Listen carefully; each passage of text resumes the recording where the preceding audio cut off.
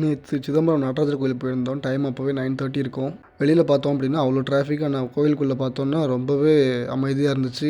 நல்ல காற்று வேறு அடிச்சுது. சின்ன சத்தம் கூட இல்லை, ரொம்ப அமைதியாக இருந்துச்சு. சரின்னு ரைட் சைடில் முருகர் கோயில் போயிட்டு லெஃப்ட் சைடு போயிருந்தோம். லெஃப்ட் சைடு நடந்து போகும்போது பார்த்தீங்க அப்படின்னா அங்கேருந்து பார்க்கும்பொழுது ஆயிரங்கால் மண்டபமும் ஒரு கோபுரம் மட்டும் நல்லாவே ரொம்ப கிளியராக தெரிஞ்சுது. சரின்னு சொல்லிட்டு கொஞ்சம் தூரம் முன்னாடி நடந்து போயிட்டுருந்தோம். அங்கே போய் பார்த்தோம் அப்படின்னா 4 கோபுரத்தையும் ஒரே இடத்துல நின்று தரிசிக்கலாம் அப்படின்ற மாதிரி போட்டிருந்தாங்க. ஆக்சுவலி என்னென்னா அங்கே நின்று பார்த்தா மட்டும்தான் 4 கோபுரமும் நல்லா தெரியுது. ஒரு 5 அடி நகர்ந்தால் கூட ஒரு கோபுரம் தெரிய மாட்டேது, 3 கோபுரம் தான் தெரியுது. அதுக்கப்புறமா இந்த வியூ பாருங்கள், கோவில் குளம், அதை சுற்றி அந்த லைட் செட்டிங் பாருங்களேன். இது வந்து எப்படி தான் இதை பண்ணாங்க அப்படின்ற மாதிரி இருந்துச்சு 1000 வருஷத்துக்கு முன்னாடியே. அந்த மாதிரி ஒரு ஃபீலு. நேற்று உட்காந்து பேசிகிட்டு இருக்கும்போது கூட அவ்வளோ நேரம் அந்த டாக் தான் போயிட்டு இருந்துச்சு.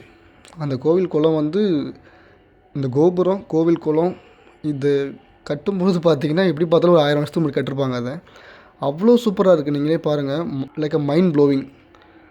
அதுவும் நைட் டைமில் அந்த தண்ணியில் அந்த ஷேட் படும்போது அவ்வளோ சூப்பராக இருந்துச்சு. அப்புறம் கோவில் நடை எப்போ சாத்துவாங்கன்ற மாதிரி கேட்டிருந்தோம். 11 o'clock கிட்ட சொல்லியிருந்தாங்க. சரின்னு சொல்லிவிட்டு ஒரு 10:40 போல் நாங்கள் அங்கேருந்து கிளம்பிட்டோம். ஆக்சுவலி எல்லாருமே வந்து நேரில் வந்து பாருங்கள் ஒரு டைம். இல்லை அப்படின்னா நம்ம இதை பற்றி ஒரு வீடியோ போடணும் அப்படின்னா கூட கொஞ்சம் டீட்டெயிலாக போடுவோம்.